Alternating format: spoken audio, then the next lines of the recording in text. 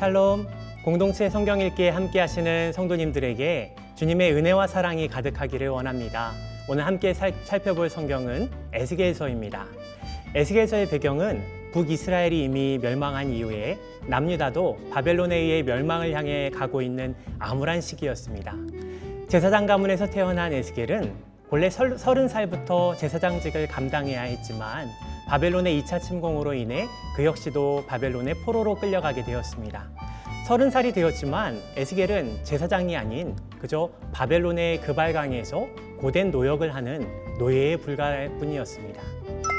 에스겔서의 저자는 에스겔입니다.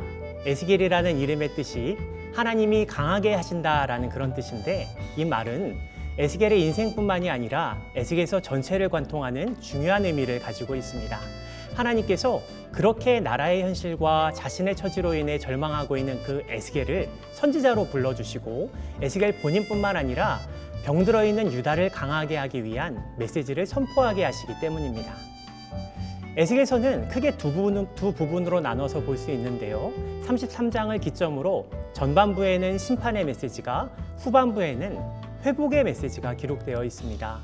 전반부에 있는 심판의 메시지를 먼저 살펴보면 하나님께서는 에스겔을 환상 중에 예루살렘 성전으로 데려가십니다.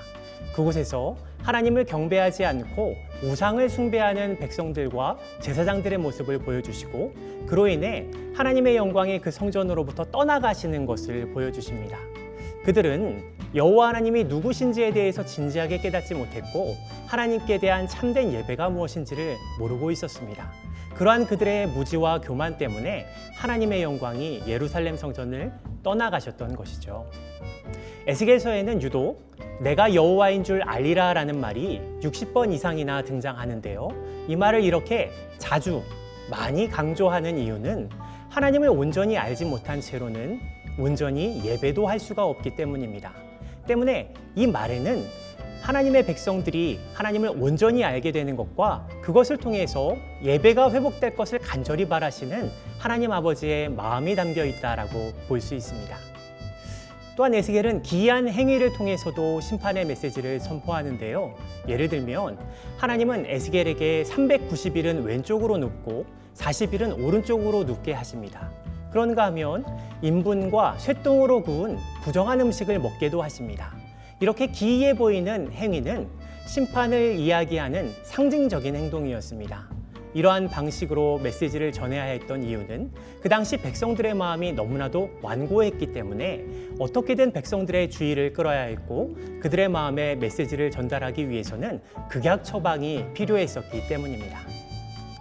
33장부터 시작되는 후반부를 살펴보면 심판을 받아 무너진 이스라엘을 향한 회복의 메시지가 선포됩니다. 이제 하나님이 그의 백성을 위한 새로운 길을 준비하실 것을 환상과 예언을 통해서 말씀하십니다. 먼저는 다윗과 같은 목자를 세워서 영원한 왕으로 우리를 다스리게 하실 것을 예언하게 하십니다.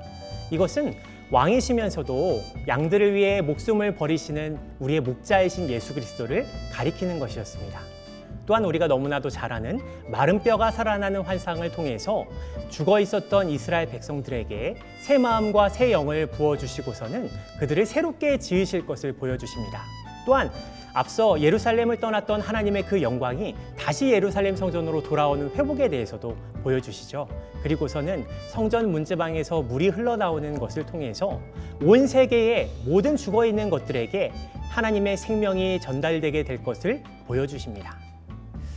결국 이 에스겔서를 통해서 우리에게 보여주시는 회복의 비전은 모든 죽어있는 것들의 생명수를 공급하기 위해 오시는 참 성전이신 예수 그리스도를 가리키는 것입니다. 때문에 에스겔서의 가장 마지막은 이렇게 끝이 납니다. 여호와 삼마, 여호와께서 거기 계시다라는 이 말로 끝이 나는데요. 이 말은 하나님께서 예루살렘 성읍에 계시다라는 단지 그런 말이 아니라 마치 신약의 임마누엘이라는 말처럼 하나님께서 그에게로 나아오는 모든 백성들과 함께 하신다라는 의미입니다. 이제 오늘부터 우리는 에스겔서를 읽어나가게 됩니다. 에스겔서의 메시지가 오늘을 사는 우리에게 어떤 의미가 있을까요? 소망이 없는 나라의 현실에 절망하며 30살이 되었지만 제사장이 되지 못하고 바벨론을 위한 운하공사의 노역을 해야 했던 에스겔에게 하나님의 이 부르심과 말씀이 임했던 사건을 에스겔서 1장 1절은 하늘이 열렸다라고 표현합니다. 사실 오늘날 우리의 현실도 에스겔 처지와 크게 다르지 않습니다. 우리 또한 소망이 없어 보이는 세상을 살아가고 있으며 우리 또한 제사장으로 살지 못하고 세상을 섬기며 살아갈 때가 많이 있기 때문이죠. 그리고 무엇보다도 우리 또한 여호와가 하나님이신 것을 알아야만 하는 사람들이기 때문입니다.